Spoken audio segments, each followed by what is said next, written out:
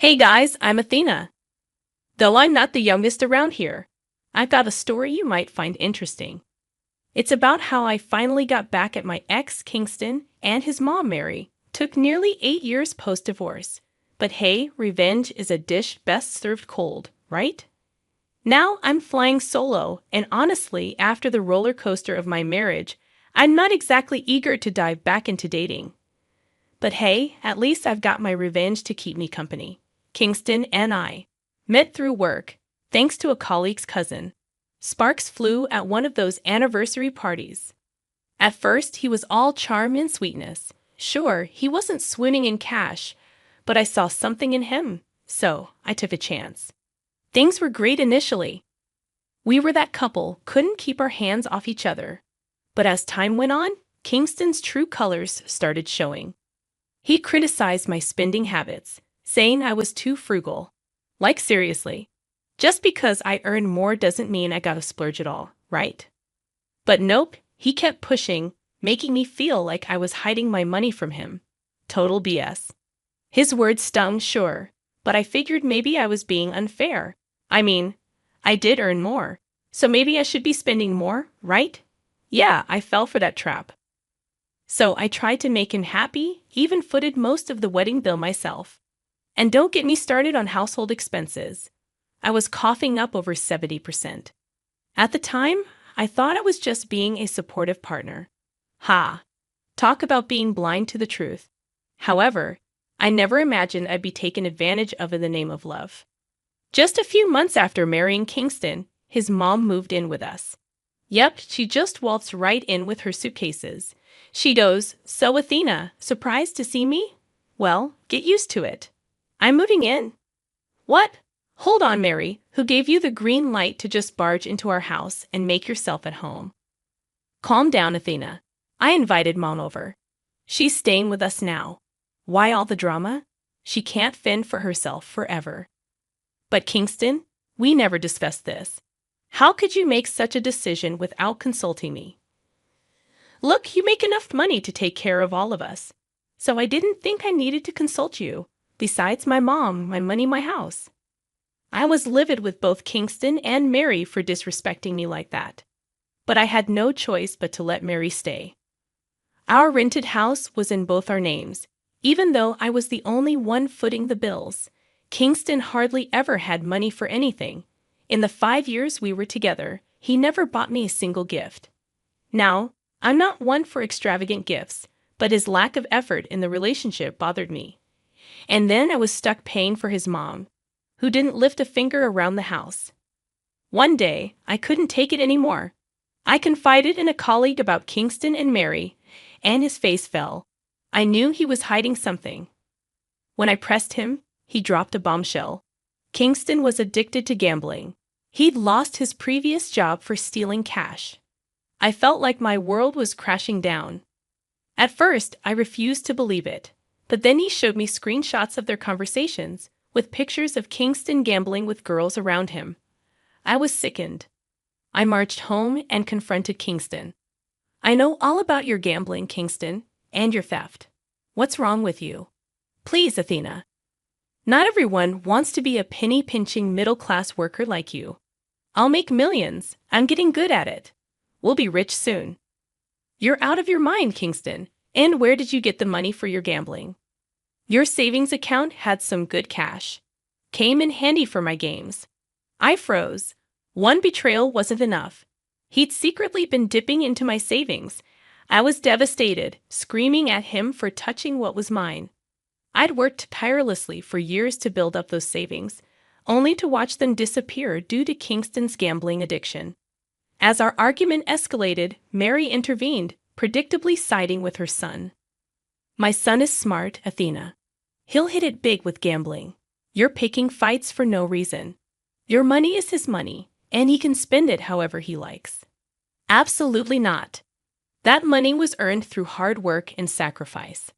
I've been shouldering the household expenses practically solo, unaware that Kingston had lost his job and resorted to stealing from me to fund his addiction. Don't insult my son like that.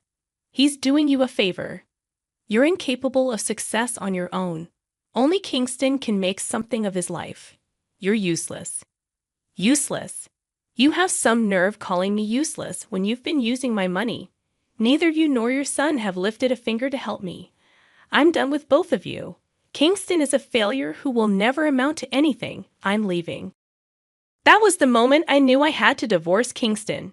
Despite my love for him, the betrayal was too much to bear. I couldn't stay with a man who thought nothing of squandering my hard-earned money on gambling. I'd grown weary of our marriage long before. Kingston had shown no signs of improvement, so I made the decision to file for divorce. But getting an amicable divorce was a nightmare. My ex pulled out all the stops, begging me to stay before resorting to blackmail, threatening to take half my assets and demand alimony. His mother joined in, harassing me to reconcile. It took months of legal wrangling, with my lawyer finally convincing him to relinquish his claims to alimony and his share of the assets. I even threatened to press charges for bank theft due to his unauthorized withdrawals, which ultimately forced him to sign the divorce papers. At the end of it all, I still lost a significant amount of money due to Kingston's gambling. But even then, Kingston and Mary had one final insult to throw my way. You haven't won, Athena. You're just a worthless witch. Sure, you might be earning a lot now, but mark my words, one day I'll be richer than you. You'll come begging to me for money. We won't forget this insult, Athena. You abandoned my son and me when we needed you. One day you'll pay for it. Kingston will be more successful than you. Oh, we'll see about that. Let's wait and see who ends up doing the begging. Once the divorce was finalized, I left my job and moved to another state, eager to start fresh and put as much distance between myself and Kingston's family as possible. I landed a lucrative promotion, working hard and climbing the ranks over the years until I became a director, a dream come true. Meanwhile, Kingston continued his gambling habits and squandered whatever little money and assets he had left.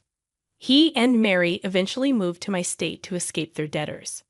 But then, a twist of fate, Kingston married a wealthy heiress, Riley, whose father was a business associate of mine.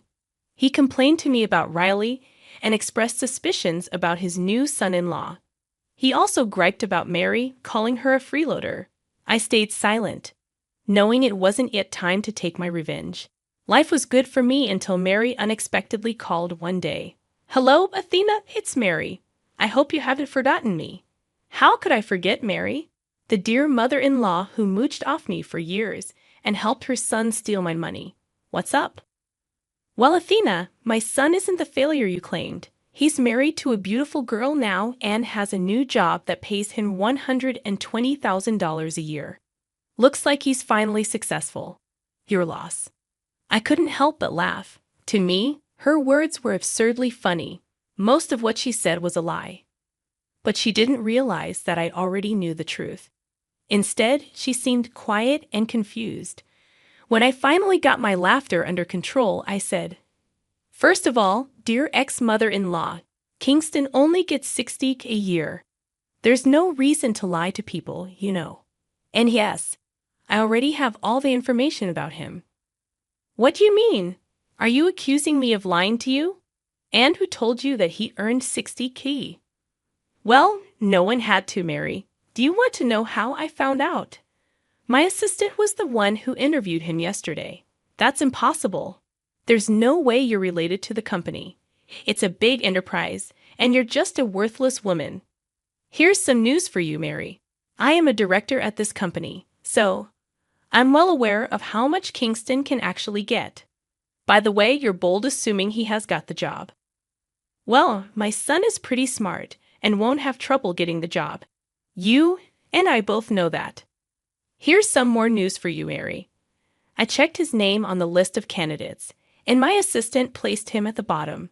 Like I said 8 years ago, no sane company would hire him with a gap in his record. And don't worry, I will gladly inform his beautiful wife just how you and Kingston have been fooling her. When I said this, Mary started to change her stance completely. I could tell that my words got to her. She might be old, but she's not that dumb. I knew she had already Googled to see if my name popped up in the company. By now, she knew that I wasn't lying. So Mary resorted to begging. Okay, Athena, look. I see you've made it big in life, but you should also understand that my son has a lot of contributions to your success.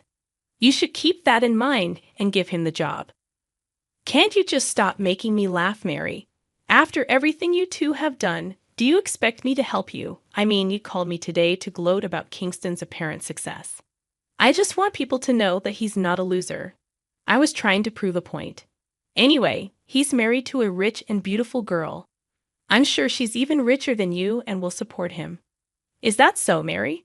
Then I think he will have no problem with me telling her the truth. I did see you on her Facebook. She thinks her husband has a 120 job and owns a lot of properties. Mind if I tell her the truth? No, Athena, listen to me. Don't do this to Kingston. You've come so far in life. Why do you want to dwell on the past? Have some pity on us and give Kingston the job. This is the least you can do after being such an unsupportive wife. I made it abundantly clear to Mary that I wouldn't lift a finger to help Kingston. He was perfectly capable of destroying his own reputation, and I had no intention of vouching for him, not even professionally. So instead of bothering me with their fake boasts, Mary should focus on helping her son find a job. Trust me, she would need all the luck she could get. After that, I hung up the phone, ignoring Mary's subsequent calls. I had no interest in indulging her tantrums. Instead, I swiftly got to work, instructing my assistant to send rejection letters to all the unsuccessful candidates, including Kingston. I wanted him to experience his humiliation firsthand. True to form, Kingston called me within an hour of receiving the rejection letter.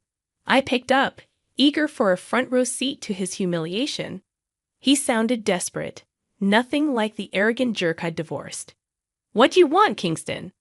I see that my dear ex-mother-in-law gave you my number already. Athena, I know you're one of the directors at the company I interviewed for. I just got the rejection letter. Please do something and help me get the job. I know you can help if you want to. Why do you think I would jeopardize my professional life for you? Do you think I'm mad? You have some nerve to ask me for a job after all these years. Look, I know I didn't treat you right back then, but I was still your husband. We do have some good memories. Please consider those and give me the job. My wife, Riley, will leave me if I don't get a job soon. I know that you've lied to Riley about your financial situation. Guess what, Kingston? I know her family. I also have her number from her dad. All I have to do is tell the truth and let her be free. Kingston went silent after hearing this. I knew I'd hit the jackpot with this information. My real revenge had just begun. He immediately started begging me not to tell Riley about everything. I hung up on him without another word. Next, I sent a quick text to Riley, asking her to call me. I explained who I was and hoped Kingston hadn't reached her before me. When she did call, I didn't mince words. Hi, Riley. My name is Athena, and I'm your father's friend. I also happen to be the ex-wife of your now husband. There are a few things you should know about Kingston. He has been lying to you. What do you mean, Athena? What is he lying about? Well, I guess you think he's pretty rich and up to your family standards. Well, he's not rich at all. You posted on Facebook that he got a 120 job. I'm the director of the company he mentioned, and he only applied for a 60 grand job, which he didn't get. What the hell are you talking about? But he told me. I know what he told you, Riley. I've seen it on your Facebook. I know you might not believe me, but you can ask your dad. He can easily find out if Kingston is lying. But I don't understand. Why would Kingston lie to me? Because he wanted to take over your inheritance and properties. He always wanted a luxurious life for himself, and he's a gambler. Unfortunately, we divorced because I refused to fund his lifestyle, support his gambling habits. His mother supports him. Anyway, I don't know what he told you, but that's the truth. You can ask around if you're doubtful about me. I don't want you to be stuck with a liar and a loser. Thank you, Athena. I'll dig for more information and find out. Also, don't worry. I made him sign a prenup and only agreed to remove it once he gets a job. Looks like that won't be happening after all. With that, I finished my part of the revenge. The aftermath was glorious. Mary and Kingston initially kept calling me and begging me to help them. Meanwhile, Riley was on Kingston's case and uncovered the truth herself. Her father was also furious and promised to see the end of Kingston's lies. After 2 days, the tone of the texts I received from Mary and Kingston changed. They called me a witch and a jerk for destroying Kingston's marriage. Riley and her dad confronted him and filed for divorce. Since Riley still had the prenup in place, none of her assets would go to Kingston. Instead, Kingston would now have to hire a lawyer to work through the divorce. Mary and Kingston kept harassing me until I threatened to expose them online. That made them stop contacting me. Last I heard, Kingston still comes by our company to see if there's a position open. Sources say that Mary and Kingston are constantly fighting about money problems. I guess now Mary will finally know what it's like to be stuck with a man-child for the rest of her life.